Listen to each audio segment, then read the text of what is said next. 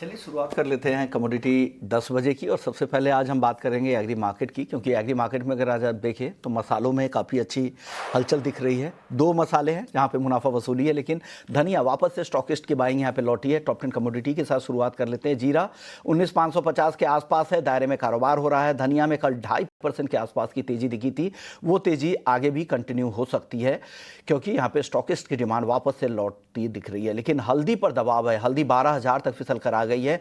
नए सीजन में खेती काफ़ी ज़्यादा है, खेती का एरिया 20 से 25% ज़्यादा एरिया बताया जा रहा है और इस बार यील्ड भी बेहतर रहने की उम्मीद है क्योंकि बारिश काफ़ी अच्छी हुई उत्पादक एरिया में। हालांकि कुछ चंद पॉकेट्स ऐसे भी है जहां पे ज़्यादा बारिश से फसलों को नुकसान भी हुआ है। चलिए, ये तो आगे की बात है, लेकिन अभी फिलहाल दबाव दिख रहा है हल्दी पर। ग्वारगम ग्वारसीड लोअर लेवल पे कल हमने देखा, आखिरी घंटे में अच्छी खरीदारी दिखी, करीब 1% की तेजी के साथ दोनों काउंटर बंद हुए थे। ग्वारगम का वायदा 9,400 रुपए और ग्वारसीड का वायदा, मैं अक्टूबर वायदा की बात कर रहा हूं क्योंकि सितंबर का वायदा डिलीवरी मोड में जा चुका है, 5,150 के करीब कारोबार कर रहा है। ग्वारसीड ग्वारगम के बाद पाम तेल, मलेशियाई पाम तेल आज के सत्र में 4500 रिंगिट के आसपास पहुंच चुका है और कैस्टर 6,670 के आसपास यहां पर दायरे में कारोबार हो रहा है। लेकिन पाम तेल में अच्छी तेजी है क्योंकि भारत की डिमांड काफी अच्छी है। करीब 9 लाख टन के आसपास पाम का इंपोर्ट हुआ जुलाई में, अगस्त में 10 लाख टन का, उसका साफ फायदा यहां पे मलेशियाई पाम फ्यूचर्स को मिल रहा है 4500 रिंगिट के आसपास। हालांकि चीन की खरीदारी कम हुई है पाम की, लेकिन भारत की खरीदारी बम्पर हो रही है। पाम के बाद कॉटन की बात करें तो आइस कॉटन 66 सेंट के करीब है। कपास खली में अब मुनाफा वसूली दिख रही है। सितंबर के बाद अगला कॉन्ट्रैक्ट सीधे दिसंबर का है जो 2900 के आसपास फिसल कर आ चुका है। कपास खली के बाद मेंथा ऑयल आखिरी काउंटर है टॉप 10 की लिस्ट में, जहां पर 995 के आसपास कारोबार हो रहा है। आज के सत्र में करीब 1% की गिरावट मेंथा ऑयल में दिख रही है। हमारे साथ भूपेश शर्मा है, बीकानेर के टेक्निकल एनालिस्ट है, सेबी रजिस्टर्ड एनालिस्ट है। बहुत बहुत शुक्रिया भूपेश जी, वक्त दिया आपने। सबसे पहले हल्दी सर, हल्दी काफी नीचे आ गई है, 12,000 के नीचे भी आने की संभावना है क्या सर? जी नमस्कार विश्वन जी, गुड मॉर्निंग। अगर बात करें हल्दी की तो हल्दी के बाजारों में एक प्रॉफिट बुकिंग का देखने को मिल रहा है पिछले 2-3 ट्रेडिंग सेशन में। और बाजार मुझे लगता है कि 11,800 11,900 एक अच्छा लेवल बना हुआ है जिसमें मुझे मंदी समझ नहीं आती। यहाँ पर मुझे लगता है कि कहीं ना कहीं एक हल्की खरीदारी करनी चाहिए जिसका स्टॉप लॉस 11,800 के नीचे का रखें। लक्ष्य इसमें 12,500 12,800 तक के संभावित रहेंगे। तो आपको खरीदारी वापस से लोअर लेवल पे करने की सलाह भूपेश जी दे रहे हैं। जीरा सर बताइए, जीरा तो बहुत दायरे में है, 19,000 के आसपास ही घूम रहा है, 400-500 के रेंज में। क्या कुछ एक्शन की उम्मीद लग रही है क्या जीरे में? जी, जीरे के बाजार में एक अच्छी बात ये है कि अभी जो मंदी का दौर चल रहा था वो एक तरीके से ओवर हो चुका है। कहीं न कहीं बाजारों में खरीदारी की सलाह रहेगी। 19,500 19,600 में जीरे में खरीदारी करनी चाहिए, 19,300 के नीचे का स्टॉप लॉस लगाकर। अपसाइड में 19,850 20,100 तक के भी लेवल इसमें देखे जा सकते हैं। कुल मिलाकर अभी जो मुझे लग रहा है कि मंदी का दौर इसमें खत्म हो चुका है। धनिया बताइए, कल बहुत अच्छी तेजी दिखी थी, करीब 2.5% की, वो तेजी आज कंटिन्यू होगी क्या धनिया की? जी, धनिया की बात करें तो धनिया इस मसाले पैक में क्लास का अव्वल बच्चा है और इसमें मुझे लगता है कि 8,250 8,280 के बीच में कहीं भी आज के दिन में भी मिलता है तो खरीदारी करनी चाहिए।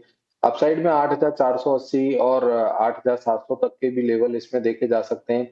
तीनों मसालों में ये इस मसाले ने आउट परफॉर्म किया है और जो मुझे लगता है कि जो भी बाजार आउट परफॉर्म करता है उस बाजार में हमेशा फोकस रखना चाहिए। तो धनिया पर हम मुझे लगता है खरीदारी जारी रहनी चाहिए। आर्गम ग्वारसीड, ये दोनों काउंटर कल मजबूत दिख रहे थे, आज क्या होगा और हफ्ते के बचे हुए दिनों में क्या लग रहा है? ग्वार को लेकर क्या रिपोर्ट है सर आपके पास? जी, ग्वार सीड में जो कुछ भी फंडामेंटल्स थे वो ऑलरेडी सब कुछ हो चुका है, क्योंकि अब जो कुछ भी है वो यील्ड पर निर्भर करेगा, क्या यील्ड आती है और जो बुआई है या जितने भी एरिया में बारिश की बातें हैं वो सब अभी खत्म हो चुकी हैं। एक बार मुझे लगता है कि ग्वार सीड में भी सॉरी मंदी का दौर खत्म हो चुका है। 5,100 5,050 एक बॉटम लगता है। अपसाइड की बात करें तो 5,175 क्रॉस करने पर ग्वार सीड में तेजी और भी बढ़ सकती है 5,240 5,300 तक। कुल मिलाकर बाजार में अभी करंट भाव पे खरीदारी की सलाह रहेगी, जिसका स्टॉप लॉस 5110 के नीचे का रहेगा। नॉन एग्री मार्केट की बात करते हैं। नॉन एग्री मार्केट में सबसे पहले चांदी की, जहां पर आज काफी गिरावट दिख रही है, करीब 1500 रुपए की। क्या चांदी में और भी मुनाफा वसूली गहरा सकती है? आज अहम दिन भी है, फेड की बैठक का फैसला भी आ जाएगा। करीब 9 महीने के बाद ब्याज दरों में एक कटौती देखने को मिलेगी। क्या लग रहा है, उससे पहले क्या करना चाहिए और बाद में क्या ये मुनाफा वसूली और भी गहरा सकती है चांदी में?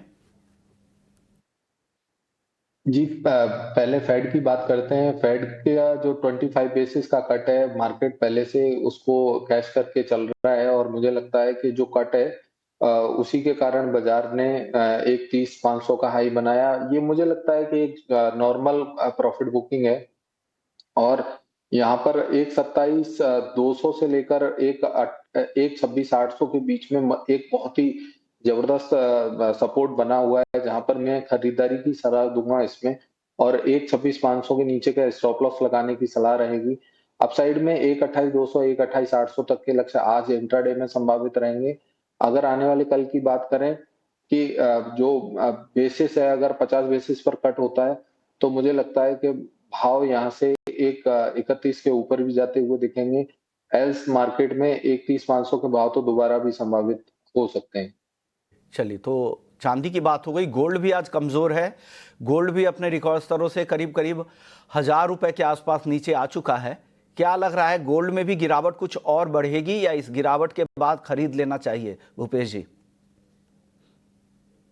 जी, गोल्ड में मुझे 1,09,300 के आसपास एक बहुत ही बेहतरीन सपोर्ट लगता है। मुझे नहीं लगता है बाजार इतने आसानी से टूटेंगे, क्योंकि मैंने जो टेक्निकल्स में हमेशा देखा है कि मार्केट विदाउट कंसोलिडेशन कोई भी बाजार नहीं टूटता।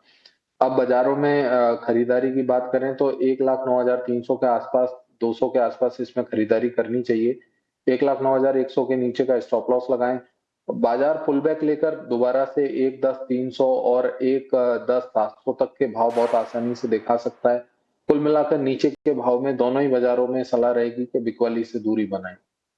चलिए, बात सोने चांदी की हो गई। क्रूड 3 दिनों की हल्की तेजी, आज पॉज होती दिख रही है। आज हल्की गिरावट है कच्चे तेल में।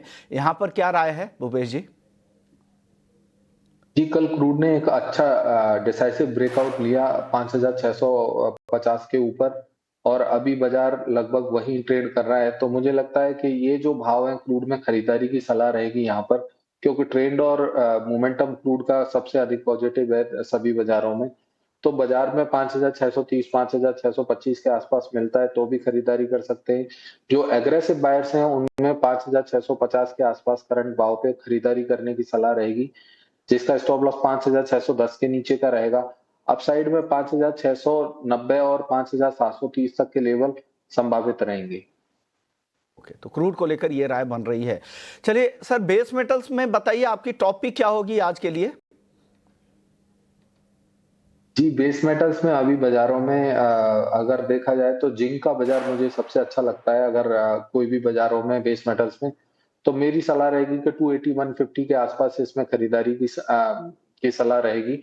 और इसके अलावा अगर किसी को थोड़ा-सा एग्रेसिव में नहीं जाना चाहते तो कॉपर में 911 का दाम है, 909 का स्टॉप 908 का स्टॉप लॉस लगाकर इसमें खरीदारी करें। 914 917 के लक्ष्य यहाँ भी संभावित रहेंगे। ओके, तो नौ कॉपर सेफर वेट है। जिंक भी आपको एग्रेसिव ट्रेडर के लिए जिंक भी सलाह दी जा रही है। आखिरी सवाल नेचुरल गैस को लेकर, यहाँ पर कुछ ट्रेड बन रहे हैं क्या सर? जी सर, नेचुरल गैस का ट्रेंड अभी पिछले काफी दिनों बाद यहाँ पर जो जियोपॉलिटिकल इश्यू चल रहा है उसके कारण क्रूड और एनजी दोनों में ही बीते कल अच्छी तेजी देखने को मिली।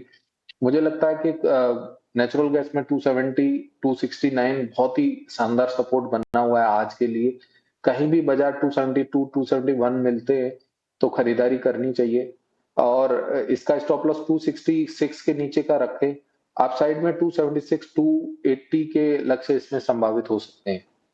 280 तक के भी टारगेट यहाँ पर दिख सकते हैं। नेचुरल गैस को लेकर ये रहा है। शुक्रिया भूपेश जी। जाने से पहले जितने भी रिकमेंडेशंस और सलाह आपने दी है उससे जुड़े हुए डिस्क्लेमर क्या है सर?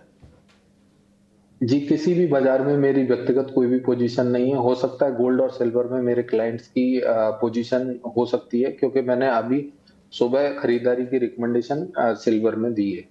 शुक्रिया आपका, आपने वक्त निकाला, अपने रिसर्च के जरिए हमारे दर्शकों को मदद करने की कोशिश की।